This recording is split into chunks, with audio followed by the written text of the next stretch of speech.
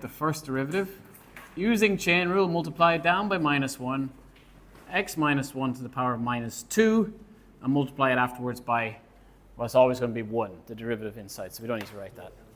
Okay, that's the first derivative.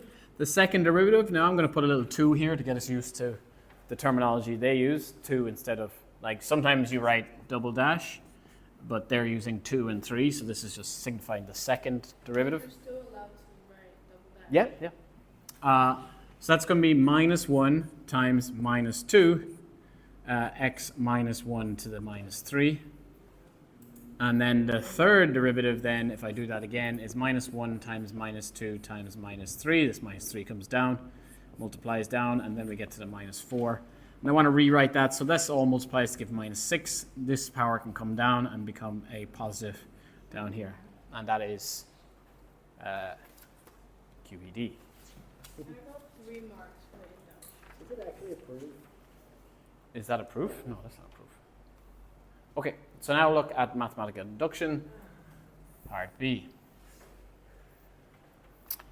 Right, so it's asking to prove the statement f to the any derivative of f is equal to -1 to the n. yeah, thanks. Oh, I have it here. -1 to the n factorial all over x minus 1 n plus 1. Okay, so this is what you have to prove. Looks horrible, perhaps. Some of you had a stab at it. Not many of you actually derived anything in the proof. I can't remember. You definitely got it derived in the proof. All right. Great start. All right, so we're going You know to... what? We're not supposed to multiply everything. we're going to prove true for the base case. The base case, I think it's n equal to 1, isn't it? Yes, it would be n equal to 1, the first derivative. N equal to 1. Okay, so that's saying the first derivative of x, so I've left n equal to 1, is equal to -1 to the power of 1, 1 factorial, all over x minus 1 squared. And I think that this works because we got -1 over x minus 1 squared. And that's correct because we've already done it over here. So you can say from part A, base case holds, or some similar statement like that. Because the first derivative does equal what we got as the first derivative using this formula. We got what we got here. Now you could do out the first derivative, but we haven't. It's the same function, in case you didn't recognize. We were dealing with the function in the question which started it off. Well, you're wondering, right, why is this? It's continuation. Okay, now we have to put in the assumptive steps. So I'm going to get rid of this. I don't think we need this anymore. Well, we might need it, but we see. So we're going to assume true for n equal to k. This is the inductive hypothesis or the assumptive step or whatever you want to call it.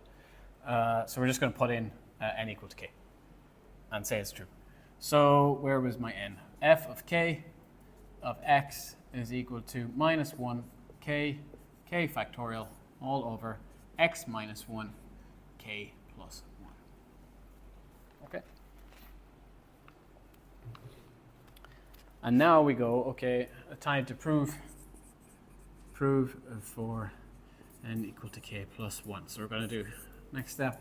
Now I always know in proof by induction that I'm going to have to use the inductive hypothesis, this assumption, somewhere in this. I'm going to have to use it somewhere in this. Oh my god, I just realized what you're supposed to do. Yeah, so it's all about derivatives, yeah. I use it in the end. I think I proved it. I just wrote like P and not Yeah. N equals. So is that where? No, PN's okay, you can use PN. You literally just. I can check. Do you have it with you? I'll check afterwards. Maybe I made a mistake. I'll look over it as well. Maybe I'll make a mistake. Okay, I think it was actually in your proof that was all right. All right. So what does n equal to k plus 1 look like? It looks like f of k plus 1 of x, so we k plus 1, and then all of this also with a k plus 1 put in. -1 to the k plus 1 factorial x minus 1 to the k plus 2. Right. Now, how am I going to fit in the inductive step in here? How am I going to, like, what's happening here? This, yeah, this is the derivative of that one. It's one more step in the derivative. So I have to derive this. I don't know, did anyone derive that? I can't remember, I don't think so. I sure did. So if I derive this, that's that. So I'm looking at the derivative of minus 1k, k factorial, all over x minus 1, k plus 1. I'm trying to show that that equals that. If I derive from the inductive hypothesis, if I derive that and the left-hand side equals the right-hand side, I have proved it. So you can say from assumption there. If you want from inductive, from assumption. That's our assumption step. We've substituted something in from the assumption into the thing we're going to improve. You're always going to do that. And this is where I do it. Okay, and now I'm going to derive this. How do I derive something that's full of k's? And we just think about it slowly. We don't. Well, that k, the first k is the power. Yeah. So well, let's rewrite it in a way. Let's rewrite this. I want to rewrite this the way maybe you would rewrite it if you had something like 6 over x minus 1 to the. I'll use the 4. We could rewrite this 6x minus 1 to the power minus 4 if I want to go and differentiate this, because it's easier to do chain rule than it is to do quotient rule. So I can just multiply down by the 4. So I'm going to rewrite this the same. I'm just going to bring the x minus 1 up. But that changes this power, of course, to minus k plus 1. And I want to derive that instead. It's easier to derive that by chain rule. Otherwise, I have to use quotient rule here, which is going to get messy. All right, so let's derive that by chain rule. Those are constants, so they don't get touched. Yeah, they'll still be there, yeah. So this will still be here because it's just a constant. It's like this 6. It'll just pop down in front. Like if I did this, I'd do 6 times minus 4 times x minus 1, and I would subtract 1 from this to give minus 5.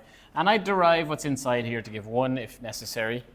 That's a full chain rule derivative. So let's do the same thing. This 6 stays in front. So these coefficients are just going to stay in front. Minus 1 to the k, k factorial.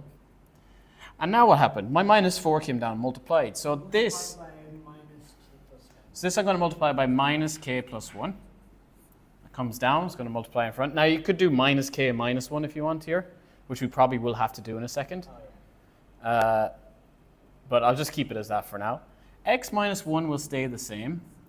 And what I need to subtract 1 from this, which is a bit weird. So let's just do a little rough work so we have the correct subtraction. I have minus k plus 1, subtract 1.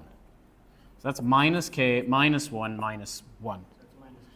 It's minus k minus 2, which could be minus k plus 2 if I want. Now, why have I written it like that?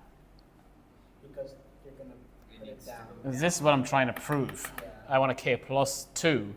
I don't want a minus k minus 2. So that's why I write it. So I write minus k plus 2. And I'm getting there. I'm trying to just get this to match this. And I already have most of my ideas.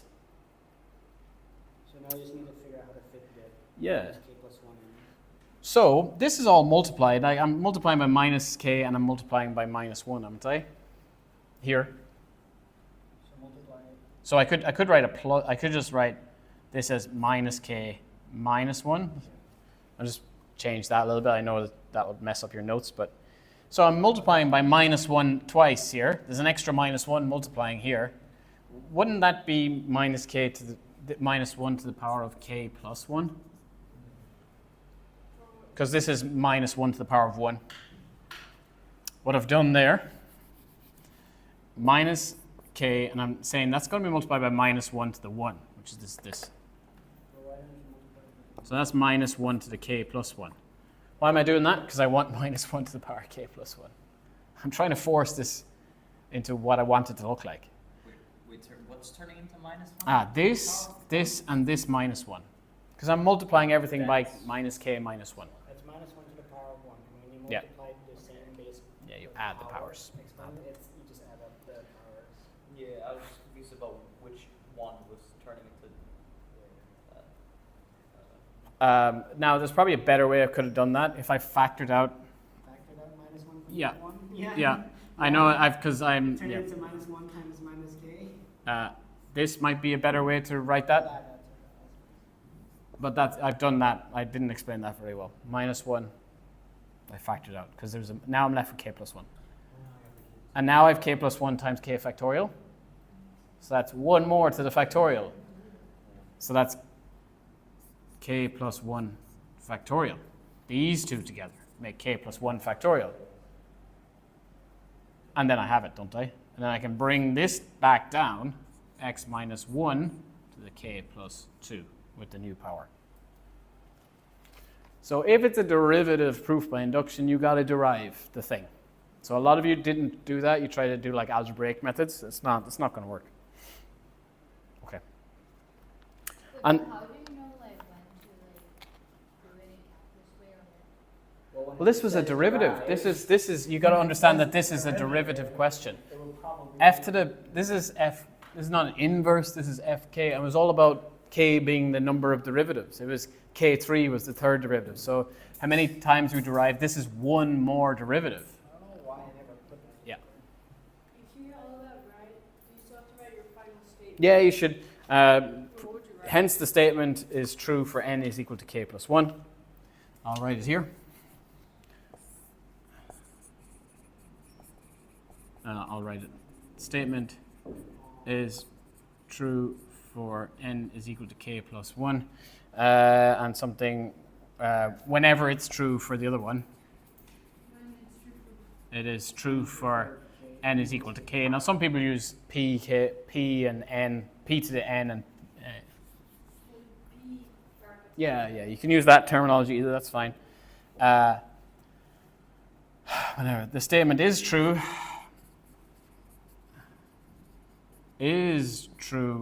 for n equal to 1, and therefore, so the three things we did, and therefore by mathematical induction,